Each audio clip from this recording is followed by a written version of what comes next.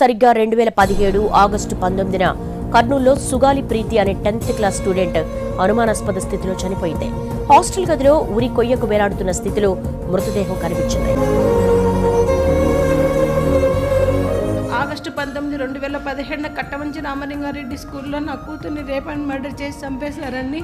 ఇది చంపి 3 సంవత్సరాలు అవుతుంది. ఇంతవరకు పోయిన ప్రభుత్వం కానీ ఈ ప్రభుత్వం కానీ మాకు సహకరించకుండా అక్యూజ్డ్ వాళ్ళతో కుల్లోడి అయిపోయి మాకు డబ్బులు ఇచ్చి ఆశ చూపించి మమ్మల్ని కాంప్రమైజ్ కమ్మని ప్రతి ఒక్క నాయకుడు, ప్రతి ఒక్క మా కర్నూలులో ఉన్న ప్రతి ఒక్క ఎమ్మెల్యే ఎంపీలకు ఇదే అండి. మమ్మల్ని కాంప్రమైజ్ అయితే జగనన్న దగ్గర తీసుకెళ్తారంట.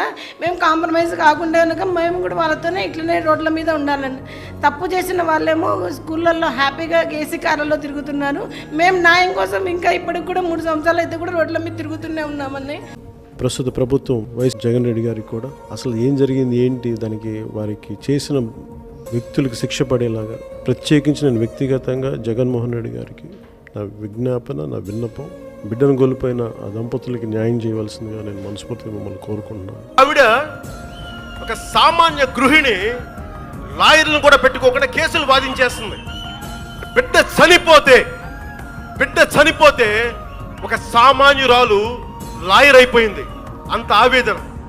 కర్నూలు ఇన్ఛార్జ్ అనిల్ కుమార్ యాదవ్ అన్న గారికి మా సమస్య అంతా ఇంత ఫైల్ తీసుకొని మేము 2 సార్లు కలిసామండి. ఆయన అండమేమో మా హయంలో జరిగిందా, మా జగన్మోహన్ రెడ్డి గారు ఏమైనా నిందితులను కాపాడుతున్నారా అని చెప్తున్నారు. కర్నూలులో ఉన్న ఏ అధికారులకు పట్టడం లేదు, కర్నూలులో ఉన్న ఏ నాయకులకు పట్టడం లేదు. నా కూతురు బాధ. దయచేసి నా కూతురికి మీరు తప్ప ఇంకెవరు న్యాయం చేయలేరన్నా.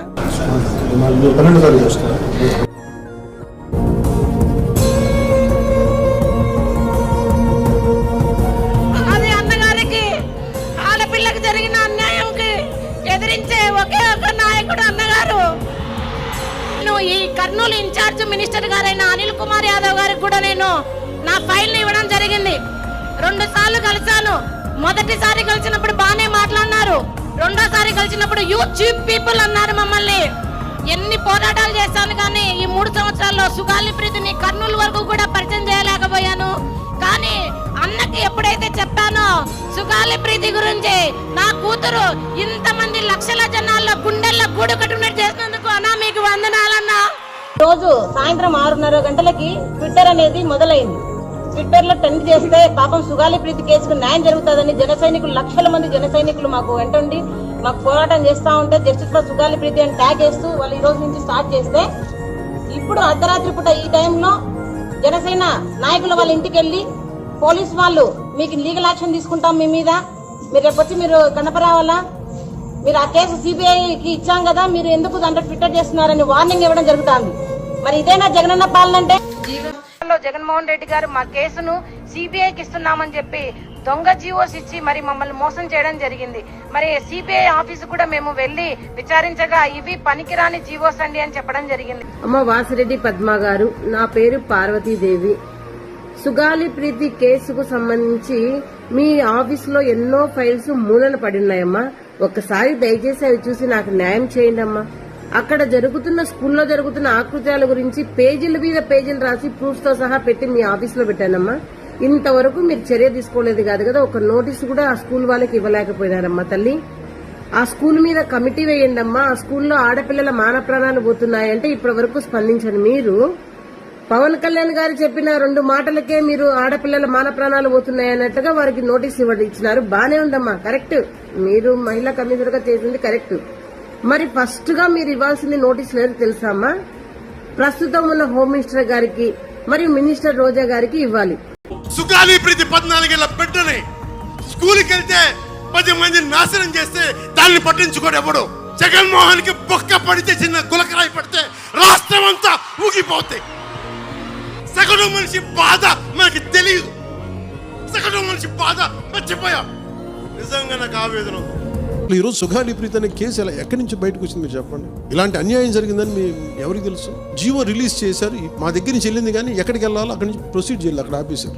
హోంశాఖ నుంచి వెళ్ళింది సెక్రటేరియట్లో ఎక్కడో నెక్స్ట్ ఫైల్ ఢిల్లీకి వెళ్ళాల్సిన అక్కడ ఆపేశారు. మేము హోంమంత్రికి మేము సిబిఐకి పంపించేసాం అంటే లెటర్ చేశారు, లాక్ చేసి లాకర్లో పెట్టారు. ఇది జరిగింది. నేను ఫస్ట్ టైం ఛార్జ్ తీసుకోగానే మొదట చెప్పిన మాట, పాపకి న్యాయం జరగాలి, ఏమేమి జరిగిందని సిఐడి చీఫ్ని నేనే తెలియజేశాను. డీజీపీ గారికి పంపించాను. అప్పుడు డీజీపీ గారికి తిరుమలరావు గారు అలాగే సిఐడి అధికారులకు చెప్పాను, ఉన్నతాధికారికి, హోమ్ మినిస్టర్ గారికి చెప్పాం.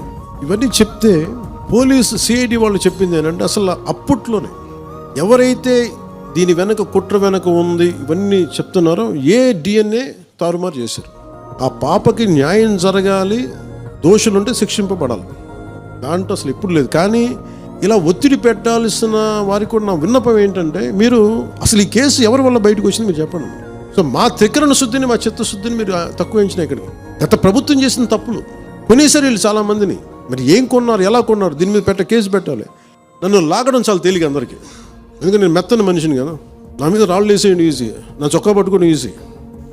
2019-24లో సిబిఐకి వెళ్ళి ఇమ్మని మేము 1,00,000 మందితో చేస్తే వైసీపీ గవర్నమెంట్ సిబిఐకి ఇచ్చినట్టు ఇచ్చి ఊరిని ఒక తూతూ మంత్రంగా లెటర్ రాసి వదిలేశారు. నిజంగా చేయలేదు.